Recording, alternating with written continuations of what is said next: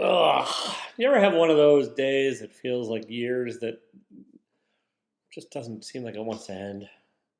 But at the same time, it's racing quicker out of control and life's like a hot mess.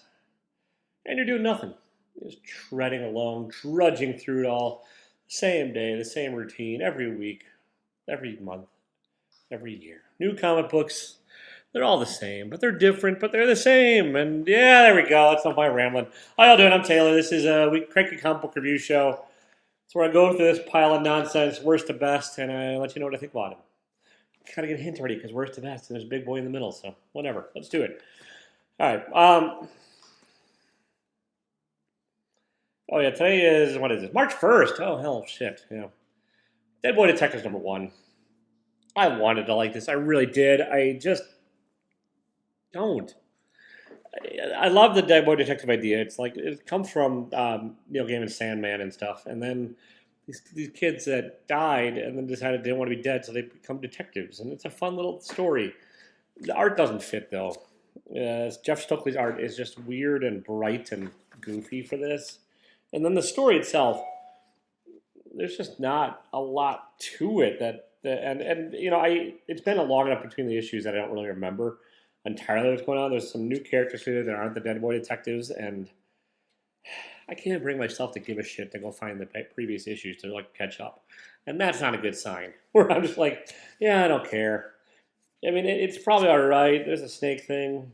There's a cliffhanger ending, but it's just such a goofy, weird, cartoony, not fitting. Like it's just all these little pieces that don't work together to make a story.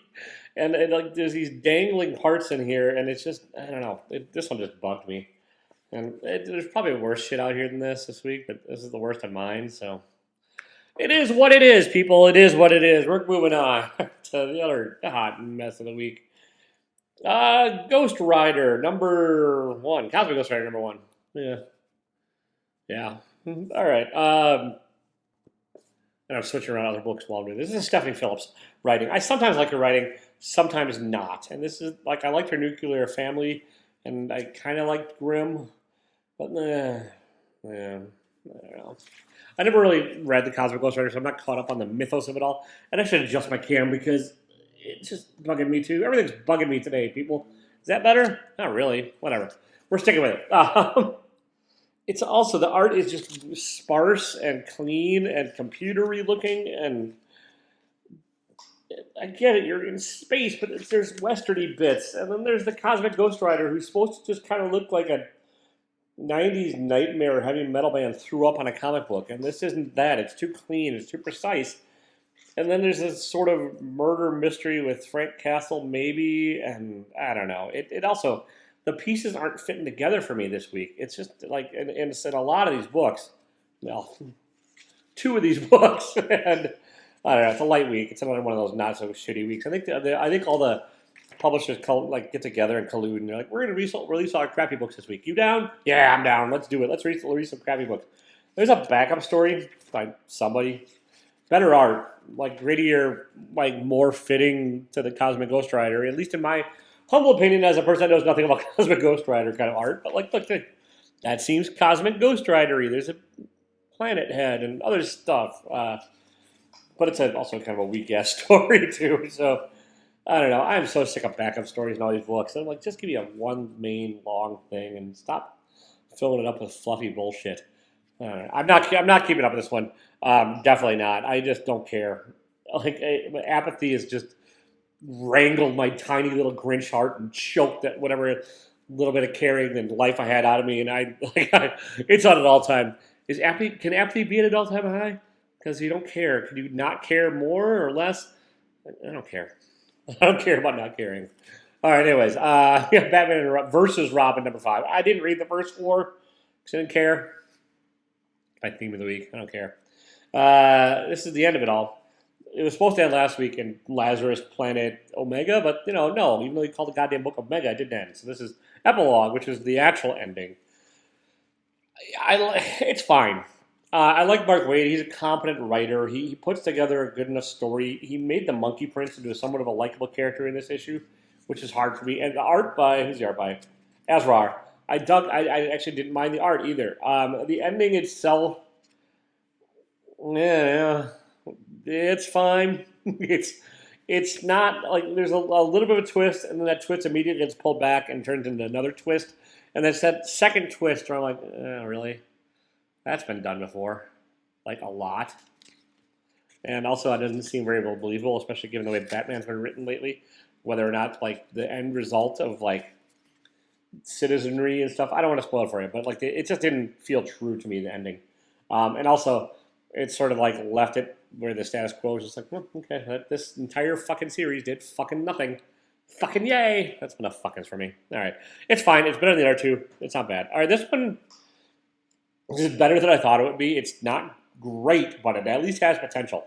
This is Hallows Eve from the pages of The Amazing Spider-Man, which I have not read in a while because it was not good. And then they had the Dawn of the Edge of the Spider-Verse CX, whatever the fuck that was called. I'll stop swearing one of these days. Anyways, this is written by Erica Schultz. There's a character in here who I think was introduced in those pages.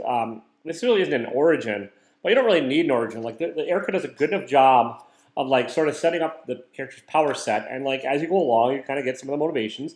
And it's a decent enough first issue. Like, I'm intrigued by this. Michael Dowling on the art is solid. And I might actually pick up issue number 2. I think it's a possibility of an interesting new character with an interesting enough power set that's not super practical. But, like, still, has the way of being fun. Kind of not just an anti-hero, but not a real hero that, like, screws up in their first thing, and like it's got more than a lot of the other shit I've read lately going for it. So it's decent. It really is. This is my surprise of the week. Hallows Eve. Like there was one left at the comic shop, and I was like, do I get it? Do I bother? It's from the pages of Spider-Man, and it's a character called Hallows Eve. Why do I? Not bad though. Honestly, not bad. All right, we got a couple left. This one. All day or all night, every day. Look, it's a love story with the Saturday Night Fever, not Saturday Night Fever, Saturday Night Post font, and it's a horror tale. It's a one and done. It's an $8 one shot from Aftershock. It's higher in Canada, and written by Ray Fox and art by Andrea Fritella. It's another case where the art doesn't really fit what's going on. I mean, you're never really lost. It's just very clean, very kind of. Yeah, sparse with some more computer generation shit. It feels kind of like the art in, what was that other one? Cosmic Ghost Rider. Art feels very similar. Not the same artist, I don't think. I'm not going to go back and really look because I don't care. Apathy, people. Apathy. But, I mean, the story itself, it's got enough, especially the first half of this, where it's, like, creepy and you don't really know what's going on. And, like, you still don't really by the end of it all. The resolution... you can kind of see it coming, and it's kind of anticlimactic. It's a little bit of a letdown. If you really dig weird, trippy horror, you might really like this. This one actually maybe should have gone before Hallows Eve, but like there's enough of this atmosphere in here that I like, and enough oddness that it almost makes up for the ending. If that makes sense, it's all right. It's fine. It's $8. Your mileage can really vary on this. Pick up the art.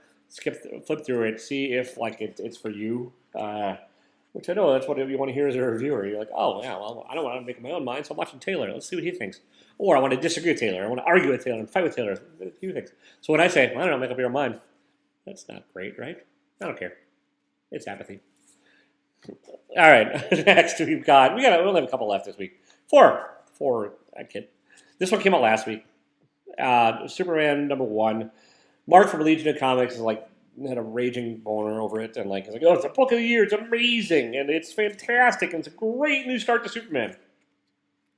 It's not, but it's not bad. It's fine. It's better than the other stuff on the stack. It hits the right elements for Superman, and it has an ending that is a cliffhangery thing that actually makes me intrigued to see where this is going. Because if it did not have the ending, if it did not have the last page reveal, which is a comic book thing, I get. If it didn't have that, I really wouldn't have given much of a shit. It's Josh Williamson. He can write a solid story when he wants to. It's just when he doesn't want to and phones it in, that's when you're like, ugh, for fuck's sake, just don't phone it in, I guess. But this is, I mean, it touches some of the right notes.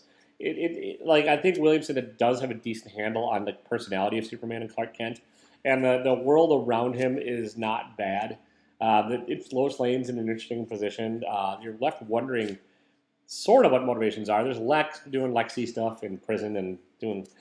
I've not been reading any previous the Superman stuff. I tried reading Action Comics, but it's a 3-in-1 story where you get 3 backup stories and no main story. I get that's not really how it works. There's a main story and whatever. There's 2 backups, but just tell me 1 story a month. My tiny little brain can't handle more than that. And then I think it all gets diluted down when you only have like 7 or 8 issues to try and tell a story, or you like try and spread one story over multiple months instead of just let's take 21st issue story, spread it over 3 months, and then do that times 3 and add it into one book. And instead of just saying, here's this month's story, then there's next month's story. Fuck off, DC. Fuck off, Marvel. Fuck off with all the backup stories. Is there a back one in this? I don't remember. Anyways, the art by Campbell's not bad either. It's weird. It still doesn't seem quite right for the title for me. But maybe that's just my old fartiness, like, kicking in. It definitely, like, some of this computer-generated art, it almost seems like an AI wrote this. And, like, it might be the coloring on it. I don't know. It's not bad. The story's not bad. I can't talk about it a whole lot without the last page spoiling the ending. And I'm not going to do that. Because I love you all, even though I don't care. Apathy. All right. Somehow my dumbass hit the stop record button. So this video is getting spliced. It's now 2 videos as one. But I think I found a decent cutoff point and can do some basic editing that a child could do. So anyways, Where Monsters Lie, issue number 2. I liked issue number 1 a whole lot. It was one of my favorite books last month when it came out. It's a fun one. Kyle Stark's writing it. Piotr, whatever, Kowalski on the art. It's a little neighborhood full of serial killers. And it's got all your serial killer little tropes in there. And like each one's a little different flavor of serial killer, but they all live together and they've all agreed not to kill where they eat. And somebody broke that rule, and now we're in issue number 2. And the copy cops come investigating, and some of them, it's just... Like this book is just it's a festival of destruction and fun and like horror tropes and playing with them, and like I liked it. It's not going to change the world. The art is okay. I thought the art was better for last issue. Like it's just kind of basic comic art, and I don't know, maybe I'm just cranky and not liking most art this week. I like the last two. Then we'll see. We'll get there. Again, it's serviceable. The art it's just a little too bright, I think, for like coloring. Is that Vladimir Popov maybe in the coloring? I should probably look at what I'm looking at here, huh? Yeah, Vladimir Popov's coloring is a little too bright for here, and then the art itself is not awful. It's graded. You're not confused. There's not really a whole lot of weird panel layout stuff, but it's also not as dynamic or horror-y as I would want. So yeah, but the story itself it's just fun. If you're into horror, you like the 80s, 90s horror slasher flicks especially. And like you just want a good time without really getting too deep into it. Where Monsters Lie is probably for you. Issue number 1 I liked a little bit better than issue number 2, but issue number 2 is not bad. All right, next we have, speaking of not super deep but horror-y and a little bit of weirdness, Phantom Road number 1 by Jeff Lemire, who's written every damn book in this past year, I think. Honestly, dude, slow down. Some of your shit's pretty good, and most of it's pretty good. I mean, I like Lemire's stuff, but I do think quality's starting to get spread out a little thin. Gabriel Walta on the art, though. This is Phantom Road. This is a horror-ish book about a trucker doing truckery stuff with truckery regrets and a truckery life that gets stuck into some kind of weird horror story. It really feels like at the beginning of a horror movie. And Gabriel Walta's art, I really do enjoy in this. It's sketchy. It's not going to be for everybody, but I like and Jordi Belaire's colors. I like the muted palette. I like the kind of like I said, the sketchy faces. I'm a fan of the traditional comic grid because I'm an old bastard. But I thought that was Ronald Reagan at first. I don't think it is. But I kind of like the weird exaggerated faces that Walta brings to it as well. And then anyways, the horror truckiness, stuff goes wrong, and then we're in a weird horror world without spoiling a whole lot. And then it's got some badassness to it. It's a little light on story. It really is, but it makes up for it with attitude. This is the book with attitude, and I think it's going to be a fun one. I don't think that this is not going to be one of the more introspective, Jeff Lemire is like lamenting the loss of a daughter, and everyone has to go through a maze while a monkey's flying through space. It's not one of those from him. I think this is more of a we're gonna kick ass and have a little bit of fun.